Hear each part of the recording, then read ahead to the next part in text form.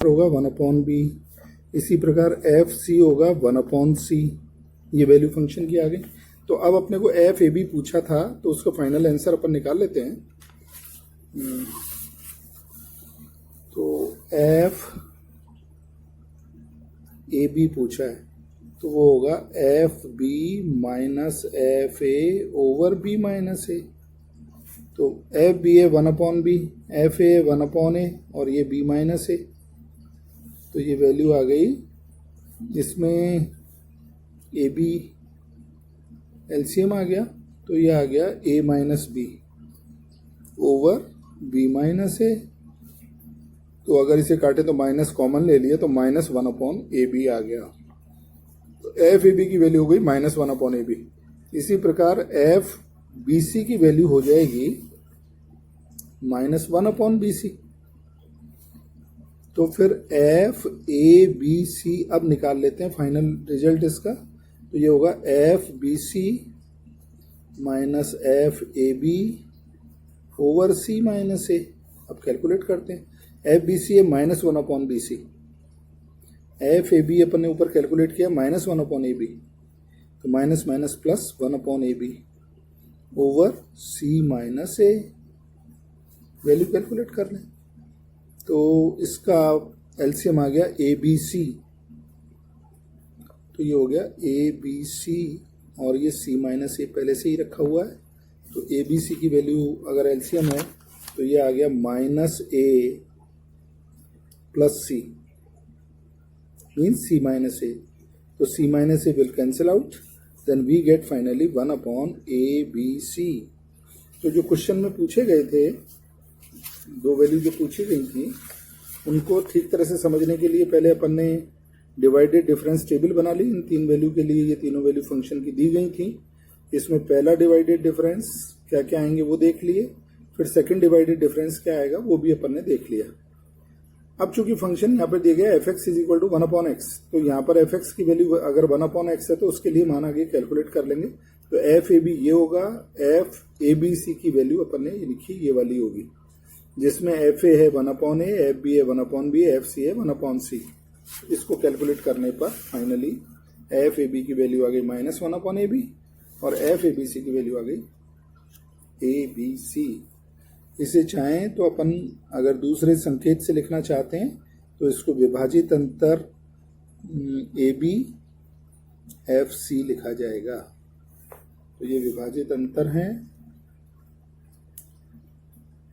इसमें विभाजित अंतर की बीजगणित भी है, अलजेब्रा भी है, जिसमें दो बातें ध्यान रखनी है। क्या क्या ध्यान रखना है? एक तो विभाजित अंतर का अलजेब्रा बता रहे हैं, अलजेब्रा ऑफ डिवाइडेड डिफरेंस। एक तो अगर विभाजित अंतर कहीं भी किसी फंक्शन पे लगाना है जिसमें कांस्टेंट साथ में है, तो वो कांस्टेंट जैसे अपना डिफरेंशिएशन वगैरह में बाहर आ जाता है, तो वैसे ये विभाजित अंतर में भी बाहर रहेगा। कांस्टेंट का डिवाइडेड डिफरेंस नहीं निकालेंगे, वो बाहर आएगा और ये एफ एक्स का ये सी की वैल्यू इसके बराबर होती है, अपन आसानी से प्रूव कर सकते हैं।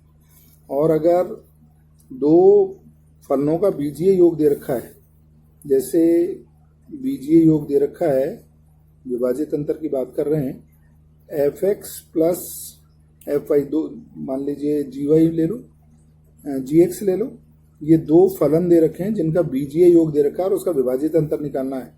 तो इन दोनों के विभाजित अंतरों का अलग अलग मान निकालकर उनका बीजीय योग कर देंगे, इसके बराबर ही आता है। तो ये ध्यान रखना है, जैसे अपन डिफरेंशिएशन वगैरह में करते हैं वैसा ही है।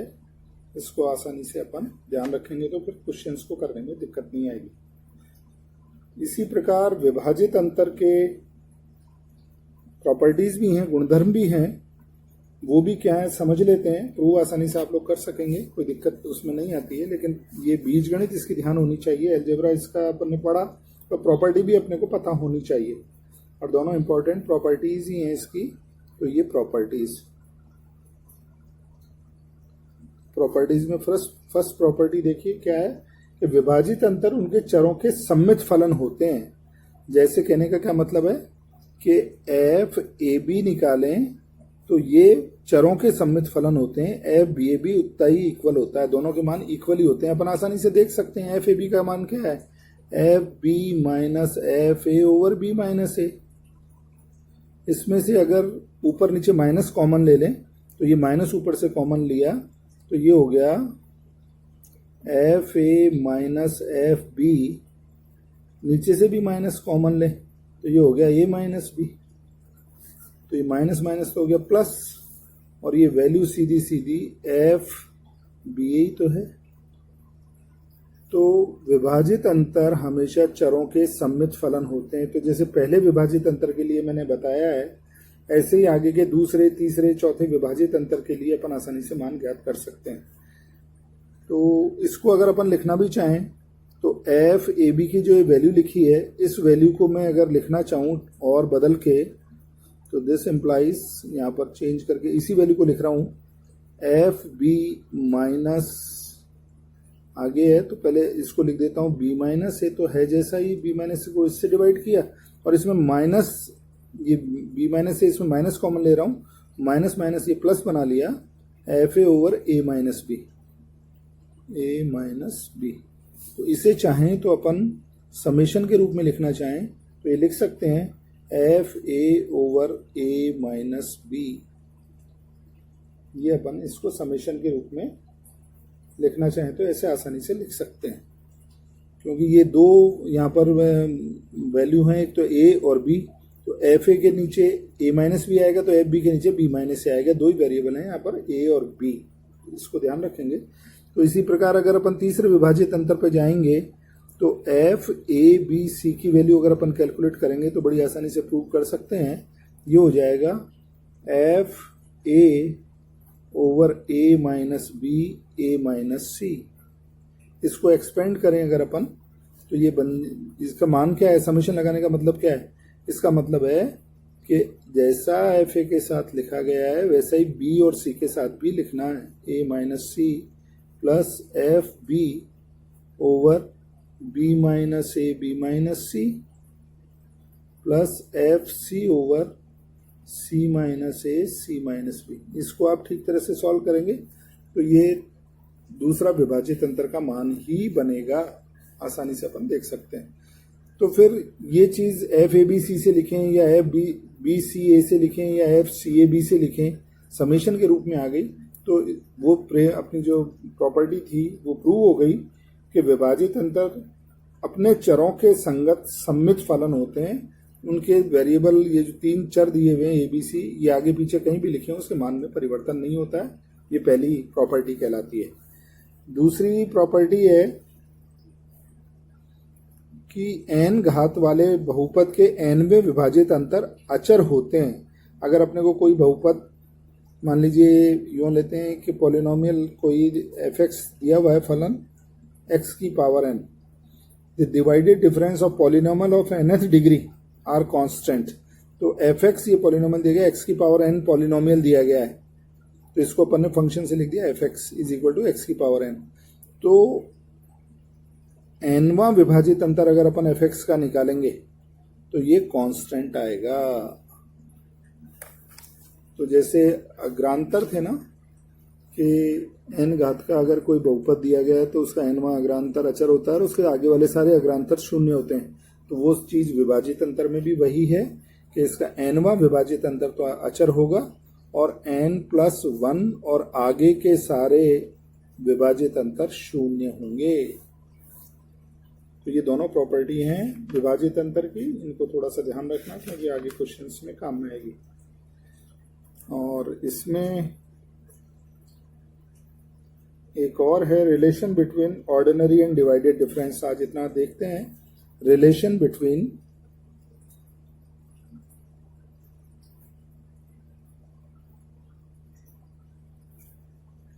Ordinary and divided difference.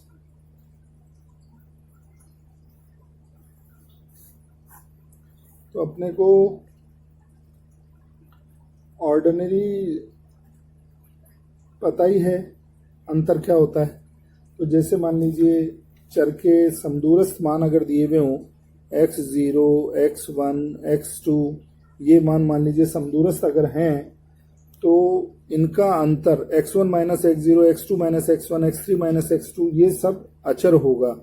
तो x1 माइनस x0 बराबर होगा x2 माइनस x1 के, बराबर होगा x3 माइनस x2 के, और ये बराबर मान लीजिए इसी तरह से आगे ले रहे हैं तो ये h के बराबर समान अंतराल के हैं, इसलिए ये सबका अंतर समान होगा। तो डेल एफ एक्स पहला अग्रांतर अगर अपन देखें, केवल अग्रांतर की बात कर रहे हैं, तो पहला अग्रांतर अगर अपन देखें इसमें तो एफ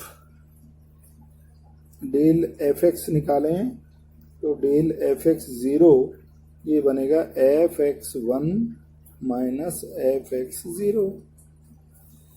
तो पहला अग्रांतर ले रहे हैं तो अग्रांतर आगे वाले मान में से पहले को घटा दिया।